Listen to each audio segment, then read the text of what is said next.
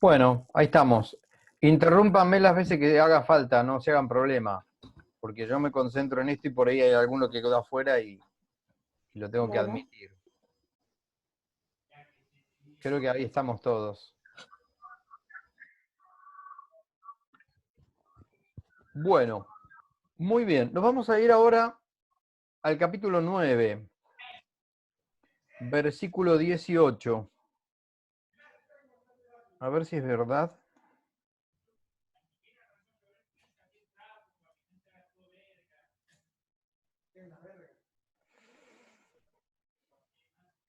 Sí, sí. Vamos, 9:15. No, esperen porque no es muy prolijo lo mío. Estoy viendo dónde se puede interrumpir toda esta pericopa gigante. Bueno, sí, vamos desde 15. Viene hablando de, de- de algunas cosas, ¿sí?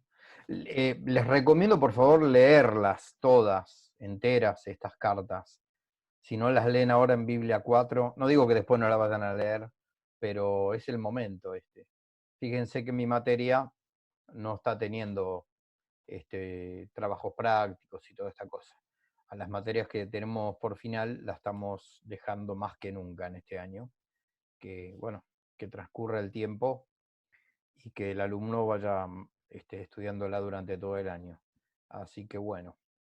Bien, vamos entonces a tomar capítulo 9, versículo 15 al 27.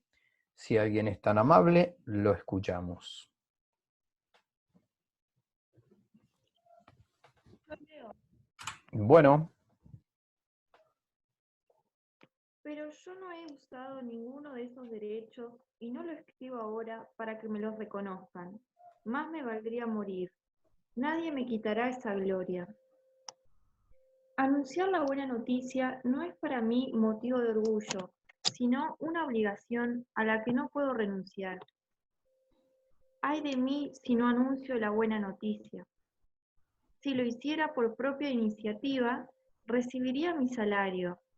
Pero si no lo hago por propia voluntad, es que me han confiado una administración. ¿Cuál será entonces mi salario? Anunciar gratuitamente la buena noticia sin hacer uso del derecho que su anuncio me confiere. Siendo del todo libre, me hice esclavo de todos para ganar al mayor número posible. Con los judíos me hice judío para ganar a los judíos. Me sometí a la ley con los que están sometidos a ella, como si yo lo estuviera, aunque no lo estoy, para ganar a los sometidos a la ley. Con los que no tienen ley, yo, que no rechazo la ley de Dios, porque estoy sometido a la ley de Cristo, me hice como uno de ellos para ganar a los que no tienen ley. Me hice débil a los débiles para ganar a los débiles. Me hice todo a todos para salvar por lo menos a algunos. Y todo lo hago por la buena noticia, para participar de ella. ¿No saben que en el estadio todos corren, pero uno solo recibe el premio? Corran entonces para conseguirlo. Los que compiten se controlan en todo, y ellos lo hacen para ganar una corona corruptible, nosotros una incorruptible. Por mi parte, yo corro, pero no sin conocer el rumbo, lucho, pero no dando golpes al aire, sino que entreno mi cuerpo y lo someto, no sea que, después de predicar a los otros, quede yo descalificado. bueno, muchas gracias. Los exégetas eh, acuerdan que a Pablo le gustaban mucho los deportes. Y bueno, frecuentemente hace este tipo de comparaciones con los atletas, con los que entrenan, los que corren, lo de la meta. Eh, Acá también está dando ese alimento sólido, ¿no? Dentro de una perfección cristiana. Fíjense los últimos versículos, sobre todo a partir del 24-25. Relacionar la vida del cristiano con una lucha. ¿Mm? ¿Cuántas veces nosotros tenemos que decirnos a nosotros mismos o escuchamos en las predicaciones lo peligroso que es un cristiano cómodo? un cristiano apoltronado, que no sufre demasiados inconvenientes. Tampoco se trata de ir a buscar los problemas, porque los problemas vienen solos, ¿sí? Pero San Pablo va a tratar siempre la vida del cristiano como la de un atleta que recién empieza a correr la carrera, con todo el entusiasmo del que recién comienza, ¿no? Fíjense lo que dice en el 27, castigo mi cuerpo y lo esclavizo, no sea que habiendo sido heraldo por los otros, resulte yo descalificado. Sabe, como también hemos leído en los Hechos de los Apóstoles, hay que sufrir mucho para llegar al reino. La vida en la tierra es una lucha. ¿Mm? Acuérdense que después San Pablo le va a escribir aquella famosa frase a Tito, cuando está muy cercano a la muerte, he peleado el buen combate, el combate de la fe, he mantenido la fe. Es decir, el combate es el modo en que el cristiano vive en el mundo. Del Vaticano II para esta parte se reemplazó esa idea de iglesia militante en iglesia peregrina, ¿sí?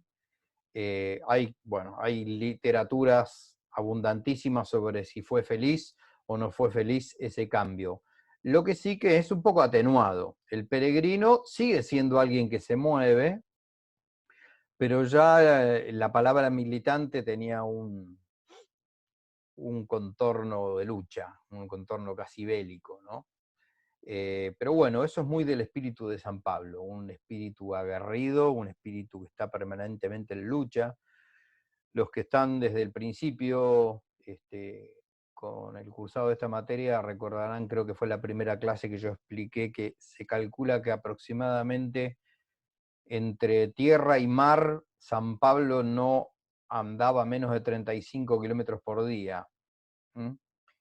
Ahí vemos esto cuando él después dice que castigo mi cuerpo y lo esclavizo, ¿no? Lo hace por el Evangelio esto. Recordemos también el pasado de Pablo. Pablo, como fariseo, estaba no cómodo, comodísimo. Era un principito, era un pequeño príncipe, era un niño precoz, un niño erudito, no me sale la palabra. Bueno, ahora me va a venir la palabra. Cuando en el arte se da que un chico se destaca muy tempranamente. Niño precoz, creo que se le llama así, ¿no? Prodigio. Niño prodigio, niño prodigio, niño prodigio, ¿sí? Bueno, era una especie de niño prodigio, Pablo, ¿sí? Se había criado a los pies de Gamaliel, fue enviado a Jerusalén, manejaba el Talmud, la Mishnah, antes de los 20 años, y todo eso en algún momento, como bien lo va a decir él, para él fue basura, con tal de ganarlo a Cristo. Lo tiró todo y lo siguió a Cristo, y llega a Cristo casi desnudo, porque si pudieron ver la película que cuando empezó este tema de la pandemia recomendé, ahí lo vemos encarcelado a Pablo ya, ¿no? Ya está en las últimas de las últimas y está hecho pobre, ya un pordiosero, apaleado, castigado, humillado, y todo eso él lo hace para ganar esta corona. Bueno, muy bien. Esta perícopa, en esa guía que yo les di, yo le puse humanismo cristiano y libertad cristiana. El humanismo cristiano nosotros ya lo tocamos en la primera carta a los tesalonicenses, capítulo 5, versículo 21. Primera a los tesalonicenses 5, 21. Creo que decía algo así como: examinadlo todo y quedaos con lo bueno. Esa es una fórmula para el cristianismo de toda época, del siglo I y del siglo XXI. ¿Por qué? Y porque a veces los desvíos que tenemos individualmente o como iglesia suelen no acordarse de esto. Ya el misterio de la encarnación de nuestro Señor genera en sus apóstoles y en toda la tradición el hecho de salir al mundo, no para mundanizarse, sino para santificar al mundo. Es lo que San Pablo está diciendo aquí, cuando dice, por ejemplo, en el 20, me hago judío con los judíos para ganar a los judíos, con los que viven bajo la ley me hago como si yo estuviera sometido a ella, no estándolo para ganar a los que bajo ella están, etcétera, etcétera, etcétera. El cristiano no sirve escondido, no sirve en una catacumba, sirve en la catacumba cuando deja la catacumba, ¿sí? No es, en eso se diferencia el cristiano de la sinagoga, del gueto, de la burbuja. El catolicismo burbuja no es cristianismo, es una burbuja. Jesús no hizo eso. San Pablo menos. San Pablo menos. ¿Mm? Es el gran tema de discusión sobre el que han corrido ríos de tinta del posconcilio, ¿no? Ese llamado del Vaticano II a abrirse al mundo, bueno, hay parte de esos ríos de tinta que hablan de que hasta qué punto se abrió la iglesia para ir a santificar el mundo o hasta qué punto la iglesia se abrió para mundanizarse. En eso podríamos hablar y discutir y leer un montón de cosas. Todavía a apenas 50 años de eso, es un tema muy interesante, pero es evidentemente el presente. Sí, Danilo. No, perdón. Digo que hoy en día sigue siendo discusión. ¿Sigue siendo discusión? Sí. Claro. Sí. Es más, cada día que pasa. Después de 50 años del culto. Sí, claro. Es que es muy poco 50 años. Es muy poco. A pesar de que son 50, no son cualquier 50 años, ¿no? Porque han sido de una aceleración tal, pero bueno, yo en lo particular respecto a eso, tengo días. Tengo días. Hay días que pienso una cosa, hay días que pienso la contraria. Depende a quién escuche y a quién lea. Y cómo esté yo de humor también. Bueno, nos pasa a todos un poco. Y claro, sí. Bueno, muy bien. En este humanismo cristiano, yo les planteo hacer una serie de paralelos con esto que hemos dicho y leído. Esta cita, que es 1 Corintios 9, 15 al 27, hacer el paralelo con 1 Tesalonicenses 5, 21, y también con Filipenses 4:8. ¿Alguien podría buscar esa cita? Filipenses 4:8.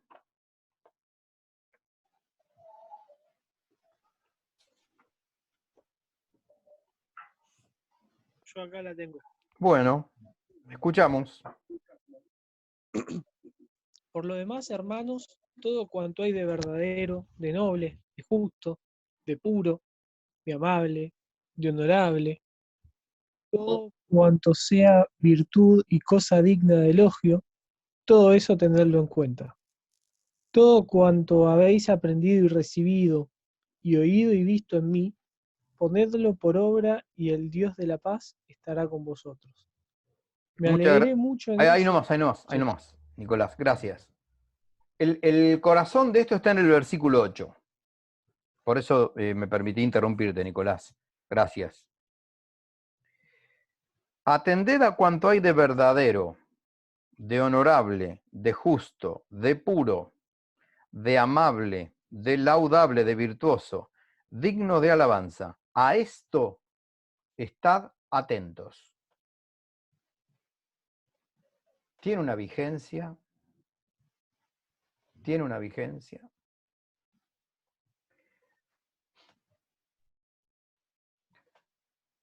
Hay veces que en las comunidades educativas católicas se nos llama la atención. Hablo como docente. Che, fíjate, mirá, porque vos el otro día citaste a este autor.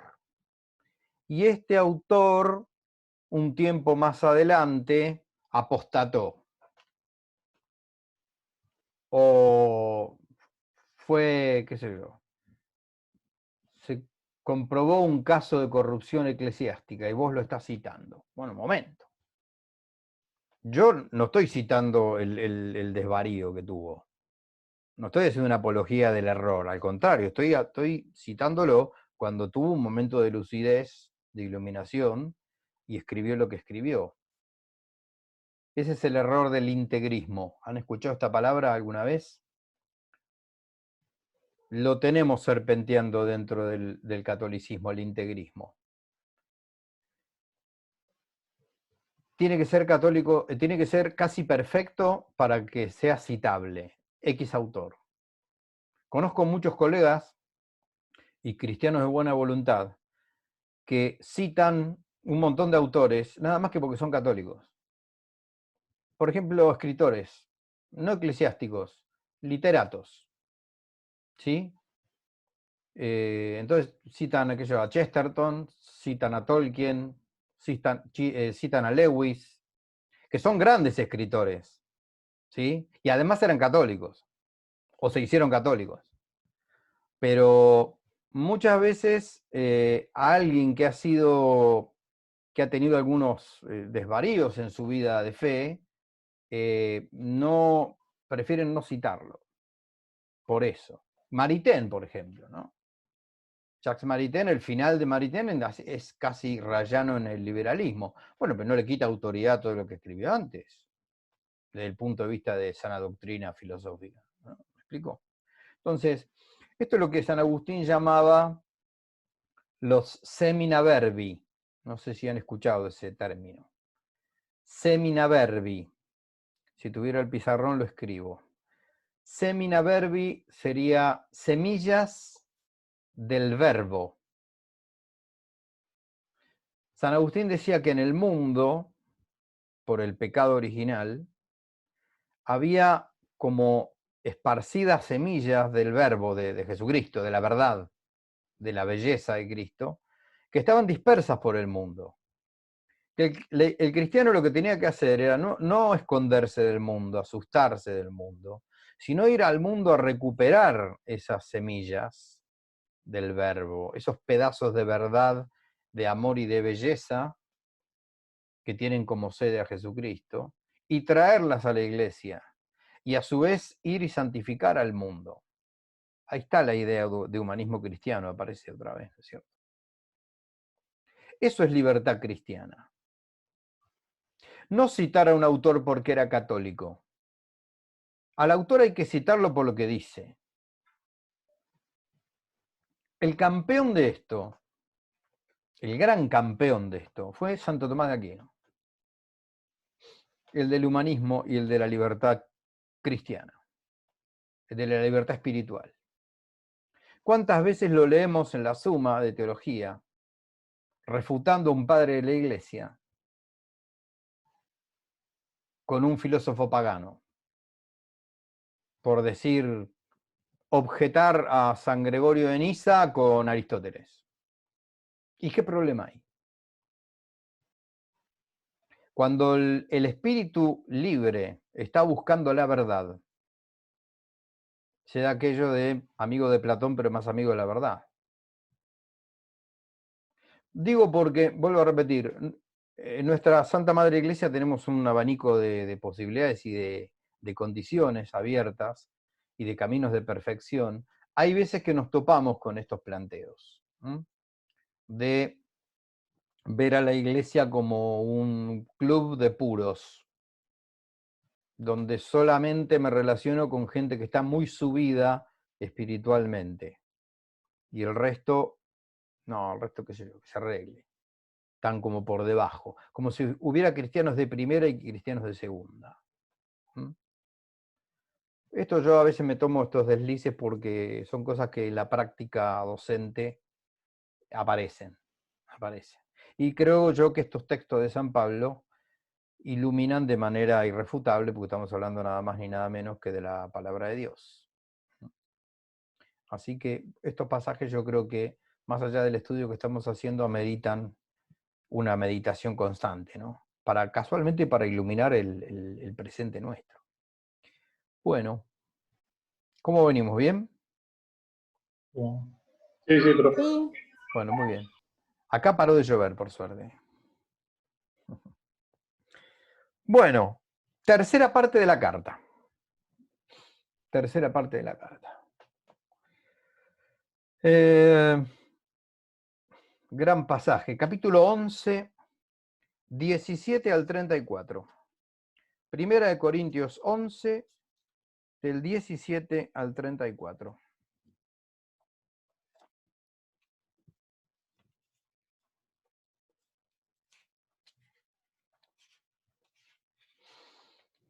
Si quieren, yo leo. Por favor.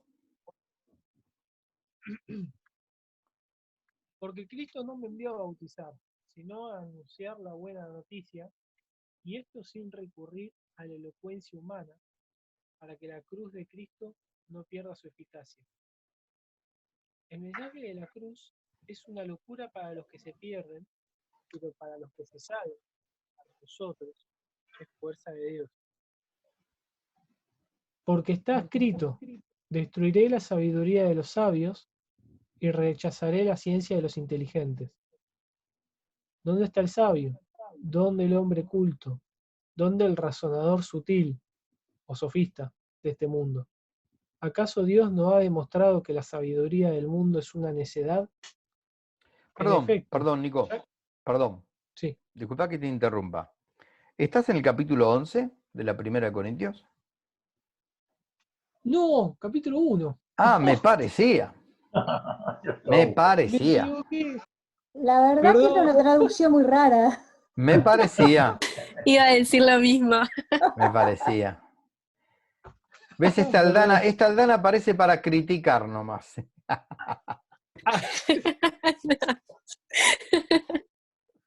Bueno, un chiste, Aldana, un chiste era. Bueno, Sí, me parecía que ya habías hablado del tema y dije, uy, qué bueno, nos va a volver a dejar. ¿Viste? ¿te gustó ese pasaje? Sí, ese está muy bueno, está muy bueno. Bueno, 11, 17, 34. Perfecto. Esta vez chequeo 2-3 veces. Sí, 11, bien. Y ya que les hago esta advertencia, no puedo felicitarlos por sus reuniones, que en lugar de beneficiarlos, los perjudican. Ante todo, porque he oído decir que cuando celebran sus asambleas hay divisiones entre ustedes, y en parte lo creo. Sin embargo, es preciso que se formen partidos entre ustedes, para que se pongan de manifiesto los que tienen verdadera virtud. Cuando se reúnen, lo que menos hacen es comer la cena del Señor, porque apenas se sientan a la mesa, cada uno se apresura a comer su propia comida, y mientras uno pasa hambre, el otro se pone ebrio. ¿Acaso no tienen sus casas para comer y beber? ¿O tan poco aprecio tienen a la iglesia de Dios que quieren hacer pasar vergüenza a los que no tienen nada? ¿Qué les diré? ¿Los voy a lavar? En esto no puedo lavarlos. Lo que yo recibí del Señor y a mi vez les he transmitido es lo siguiente. El Señor Jesús, la noche en que fue entregado, tomó el pan, dio gracias, lo partió y dijo, esto es mi cuerpo que se entrega por ustedes, hagan esto en memoria mía. De la misma manera, después de cenar, tomó la copa diciendo, esta copa es la nueva alianza que se sella con mi sangre. Siempre que la beban, háganlo en memoria mía. Y así, siempre que coman este pan y beban esta copa, proclamarán la muerte del Señor hasta que Él vuelva. Por eso, el que coma el pan o beba la copa del Señor indignamente, tendrá que dar cuenta del cuerpo y de la sangre del Señor.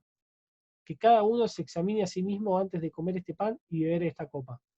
Porque si come y bebe sin discernir el cuerpo del Señor, come y bebe su propia condena.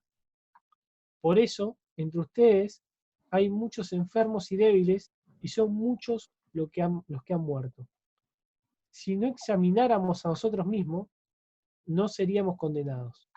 Pero el Señor nos juzga y nos corrige para que no seamos condenados con el mundo. Así, hermanos, cuando se reúnan para participar de la cena, espérense unos a otros. Y si alguien tiene hambre, que coma en su casa, para que sus asambleas no sean motivo de condenación. Lo demás lo arreglaré cuando vaya. Bueno, muy bien. ¿Nos estamos escuchando bien? Aldana, ¿estás escuchando bien? Sí, re bien, gracias, Ah, profe. perfecto, qué bueno.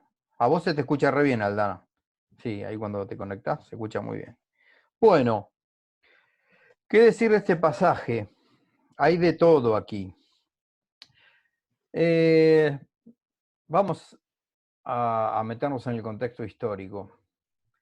Debe haber costado bastante los primeros años,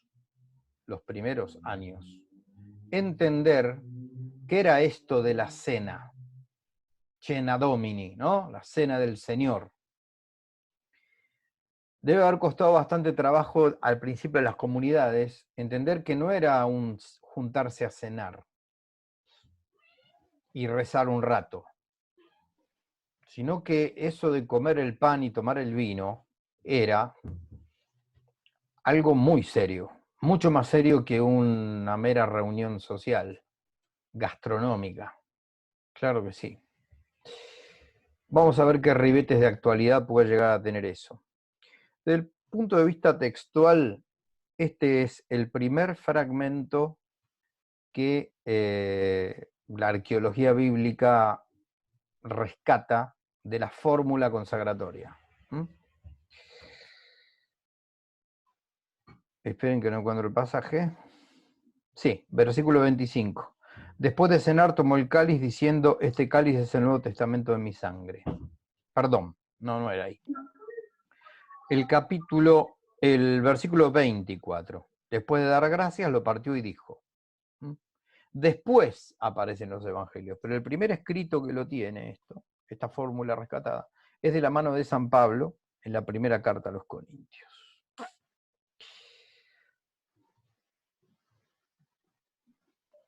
Si algo ilustra esta perícopa, es la dignidad o la indignidad con la que se puede llegar a tratar la Eucaristía. En el siglo I y en todos los siglos.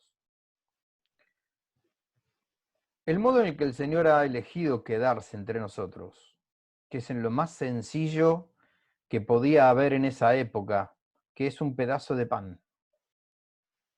Es tan sencillo el modo que el Señor eligió de quedarse, que es tan fácil tratarlo como lo más sublime o tratarlo indebidamente. Esto es lo que está diciendo San Pablo. Cuando recién leía a Nicolás, por ahí por el versículo 20, 21, 22, el 22, por ejemplo, cuando les pregunta, ¿no tienen casa para comer y beber? A mí este pasaje a veces me viene cuando uno, después de que terminó la misa, se queda rezando un rato y hay veces que uno tiene ganas de preguntarse, ¿no tienen otro lugar para charlar a los gritos y comentarse cosas? Digo, porque de pronto es un bello momento la Eucaristía para sentir la comunión, ¿no? La común unión entre los fieles. Pero por ahí el lugar para seguir conversando sea otro, no el ámbito donde se acaba de celebrar la Eucaristía, donde todavía hay algunas personas que están haciendo su acción de gracia. Tal vez el punto más grave de esta perícopa sea el versículo 27 en adelante.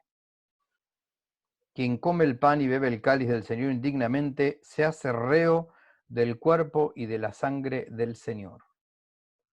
Esto es un pasaje, son unos versículos en donde, en mi opinión, y va a ser una opinión nada más que personal, por lo tanto puede ser sumamente criticable, en mi opinión, la Iglesia desde hace algunos años, no muchos, cuando se reformó el misal, sobre todo, ha descuidado un poco este pasaje, ¿no? Si uno va a las lecturas del Corpus Christi, este versículo 27 se sacó.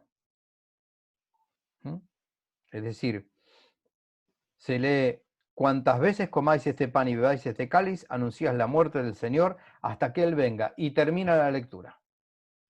Habría que preguntarse cuál fue el criterio pastoral para sacar nada más ni nada menos que esto que dice que quien come y bebe indignamente el cáliz del Señor, come y bebe su propia condenación, se hace reo de eso que tendría que está mejor dicho, instituido por el Señor para salvación, termina siendo un instrumento de condena.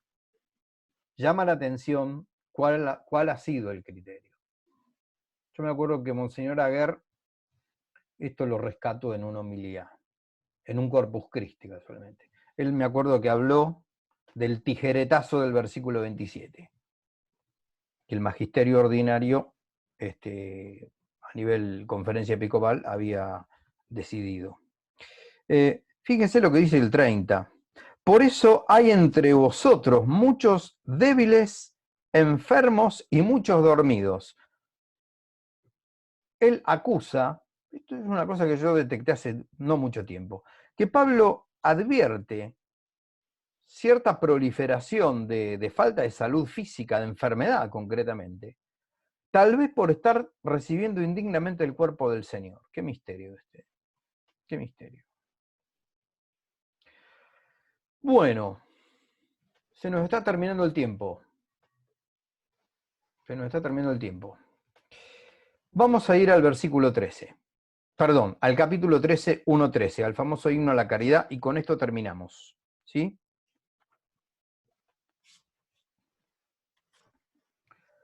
Capítulo 13, del 1 al 13. ¿Quién lo puede leer, por favor? Perdón, antes de que empecemos, si se llegara a cortar porque se termina el tiempo, dejamos acá la clase. Quedan 6 minutos. Recuerden que nos veríamos, Dios mediante, el viernes, si se suman, y con esta materia nuestra nos vemos en 15 días. Cualquier duda que tengan que no nos podamos despedir, me escriben por ahí, por la plataforma, ¿sí? ¿Sí? Muy bien. Bueno, Sí. ¿quién podría leer? Ahí leo, profesor. Bueno, gracias. Aunque yo hablara todas las lenguas de los hombres y de los ángeles, si no tengo amor, soy como una campana que resuena o un platillo que retiñe. Aunque tuviera el don de la profecía y conociera todos los misterios y toda la ciencia, aunque tuviera toda la fe, una fe capaz de trasladar montañas, si no tengo amor, no soy nada. Aunque repartiera todos mis bienes para alimentar a los pobres y entregara mi cuerpo a las llamas, si no tengo amor, no me sirve para nada. El amor es paciente, es servicial. El amor no es envidioso, no hace alarde, no se envanece, no procede con bajeza, no busca su propio interés, no se irrita, no tiene en cuenta el mal recibido, no se alegra de la injusticia, sino que se regocija con la verdad. El amor todo lo disculpa, todo lo cree, todo lo espera, todo lo soporta. El amor no pasará jamás. Las profecías acabarán, el don de lenguas terminará, la ciencia desaparecerá, porque nuestra ciencia es imperfecta y nuestras profecías limitadas. Cuando llegue lo que es perfecto, cesará lo que es imperfecto.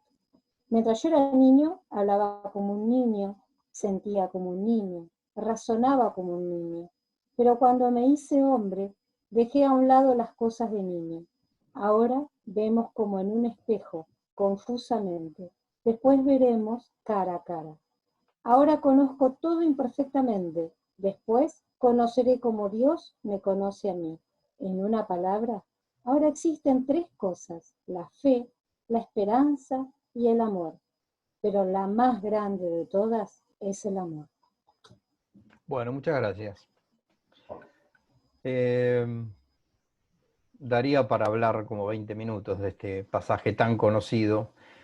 Yo lo primero que rescato acá, cuando doy esta materia, es lavarlo de todo, perdón por la expresión, porque estoy hablando rápido porque queda poco tiempo, sacarle todo el dulce de leche, todo el almíbar que suele tener esto. El amor color de rosa, perdón por las metáforas que no son muy académicas, que digamos. Acá la caridad, el amor es lo actuoso, es decir, lo que con todo eso que se conoce, si no se vive, no tiene sentido. Así se tuviera el don de lengua, de profecía, si uno se arrojara a las llamas. Si esto no está vivido, no está ejecutado por la voluntad, a ese amor se refiere San Pablo, no tiene ningún sentido. Por eso que seremos examinados en el amor, como decía San Juan de la Cruz.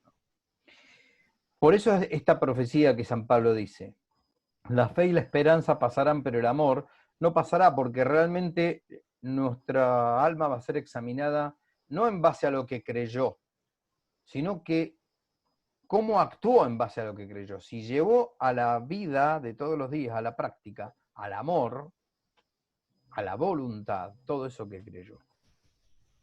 Bueno, listo. Por hoy, suficiente. ¿Alguna pregunta, alguna duda? No, Bueno, por mí no. cualquier cosa me consultan. En una horita y pico, compilo esto y lo subo, lo cuelgo ahí de la plataforma. ¿Sí? Muy Bueno, bien. si Dios quiere, el viernes a las 8 vamos a tener una celebración. Hoy estaba pensando, cuando pongamos el himno, nos vamos a tener que parar y subir la notebook, ¿no? Porque no sé, por ahí Va a lo estar cantamos sentados. complicado. Porque uno se para así y no se ve nada. Se ve las Pero panzas. no sé qué panza, en mi caso. Bueno, muy bien. Seguimos en contacto, espero que esta clase les haya servido. Esta primera carta a los Corintios, se las dejo para que la terminen. Hay mucho más para ver, ¿eh? Mucho más. Esta carta es la más densa de todas en cuanto a cantidad de temas. Si Dios quiere, en 15 días nos vemos con la segunda carta a los Corintios. ¿Mm? Así que, Bien. bueno, nada más. Muy bien. ¿Nos vemos? Gracias, profe, me Bueno, encantó a la ustedes, clase. bueno, me gustó escucharlos y verlos. Adiós. Chau, chau. Chau, chau. Profe, Chao, Nos cuídate, vemos. profe. gracias. Adiós.